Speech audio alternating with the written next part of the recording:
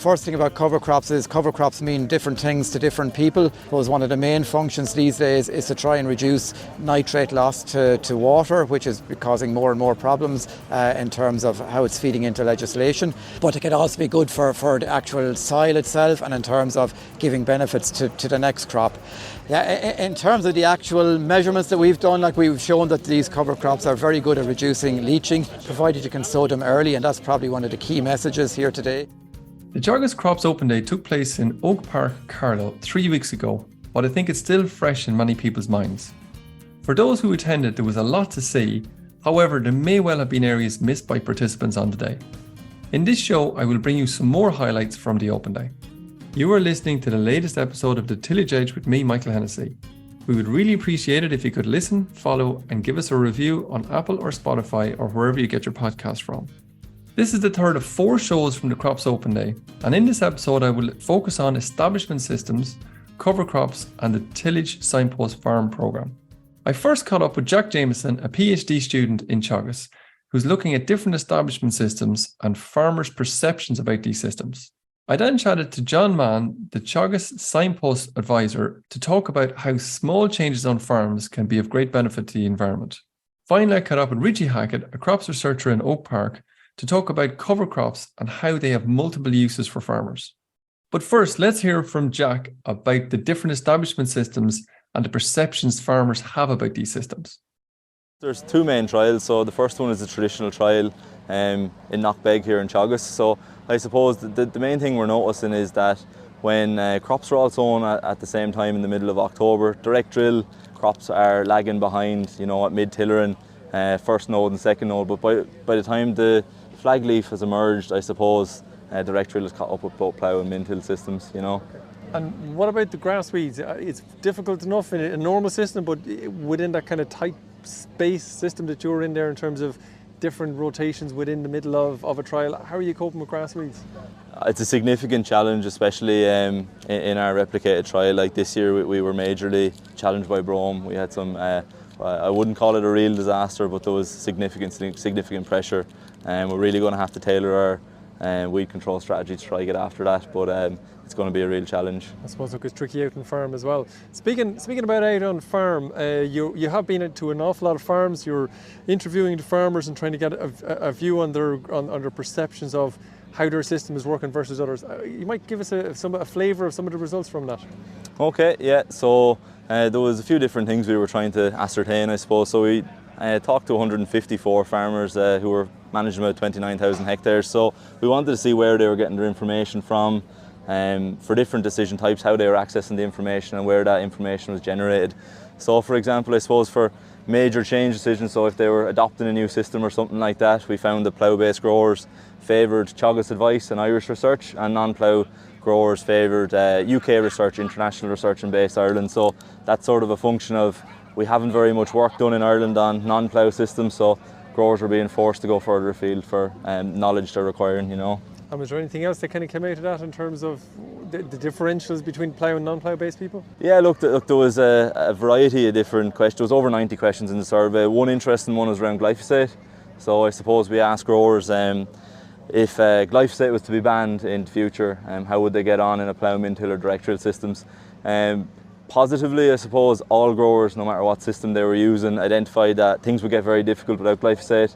But we found that direct drill growers were a little bit more optimistic, which was quite interesting given the pressure they'd be under without it, And now we'll go across to John Mahon to talk about the Tillage Signpost programme. The main interest, I suppose, was the variation that we had of the 10 different farmers that we have participating as demonstration farms on the Signpost Tillage programme. While many of them would have common themes running on their farm, we have varied establishment methods from ploughing right through to strip till and min-till, and then we have individuals doing precision farming, and we've quite an interesting concept then of applying organics then in crop as well. On top of that, we would have a specialist pig farmer, a cattle enterprise, and then an organic enterprise. Very as well. varied. So I see in terms of programme objectives, there's a few major ones in there around water quality and maximising carbon sequestration. Are they in order in terms of kind of from top to bottom, or is there one more important than another? No, Michael. The overall aim of it would be to minimise the greenhouse gas emissions. In co with that, and we need to improve the water quality, and the third part of the equation would be the biodiversity. But I suppose with all of that, the farm financial stability would have to go hand in hand with all of those. So we're trying to maximise our carbon sequestration on those farms. Now, while tillage has quite a low sustainability footprint, probably the figure at the moment would be 1.3 tonnes per hectare of CO2 equivalents. We have options there of several of different steps in which can contribute to bring that down further. Okay, John, you have and farmers must have been interacting with this, but we have 12 steps to reduce those gaseous emissions on a tillage farm, and you have a really nice looking board here, a magnetic board with the various different ones in it that people could choose from 1 to 12 in terms of what was going to be easier or harder to implement. How did that go with farmers? Did many interact with it? Yeah, John, it was just a new concept that we rather than us tell them what we think are the best 12 steps and in a particular order. I just thought it might be interesting, Michael, just if we had some sort of an interactive board. So we have a magnetic board, and we have 12 different steps, and we could have had more steps, to be honest with you, even with the debate that we had during the day. But what I asked people to do was try and assess from the easiest to implement to the hardest to implement on their particular farm. And it was very, very interesting because ironically, some people who would have had number 1, the easiest to implement on their farm, might have been number 10 or 12 on someone else's farm. But all of the time, it probed people to actually just think about what's happening on their farm and the different steps that they can actually take to reduce the greenhouse gas emissions. I was watching you interact with a couple of farmers there a few minutes ago where the two farmers were actually getting in a bit of an over and back in terms of which was best for their farm versus the other farm. Is that a common theme you might have seen here today? Yeah, actually it was very interesting, Michael, that when we had several people on the farm, the debate got going actually on what might be easier or harder to implement on their particular farms. And then there are various other ways you could do the same concept for which might have the quickest effect on the greenhouse gas emissions on their farm or the most costly. And now we'll head across to Richie Hackett to chat about cover crops and how they can be useful to farmers. We have done a lot of work on cover crops, and I suppose the first thing about cover crops is cover crops mean different things to different people. I suppose one of the main functions these days is to try and reduce nitrate loss to water, which is causing more and more problems in terms of how it's feeding into legislation.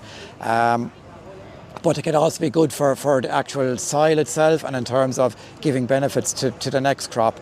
Yeah, in terms of the actual measurements that we've done, like we've shown that these cover crops are very good at reducing leaching, provided you can sow them early, and that's probably one of the key messages here today, is that these cover crops, the earlier you can sow in August, the better in terms of nitrate reduction, but also in terms of benefits to the next crop and benefits to the soil.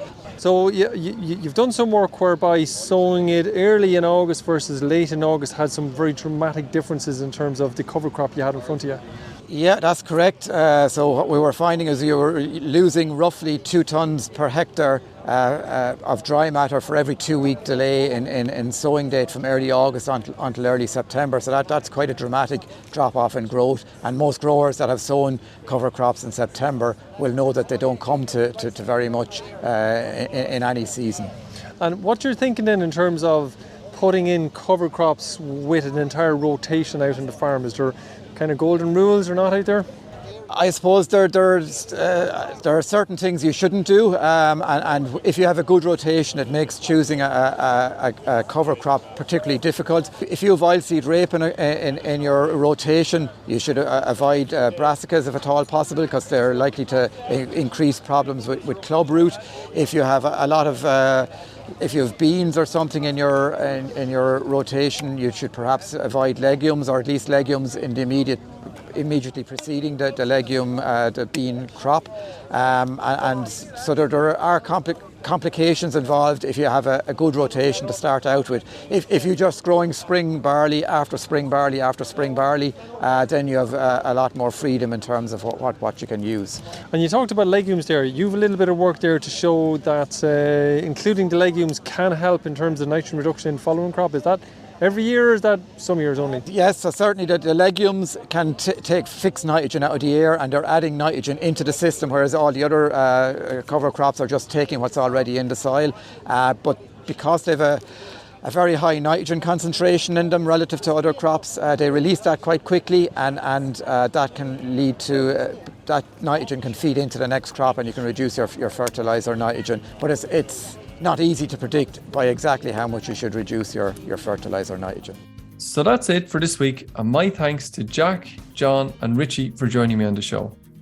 In next week's show, it's the final update from the Oak Park Open Day, and we will chat about agronomy issues around BYDV, barley diseases, and also the health benefits which can be derived from barleys.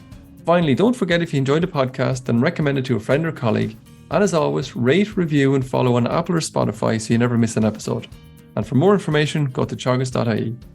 I'm Michael Hennessy. Thanks for listening. I'll be back next week with more tillage news and advice.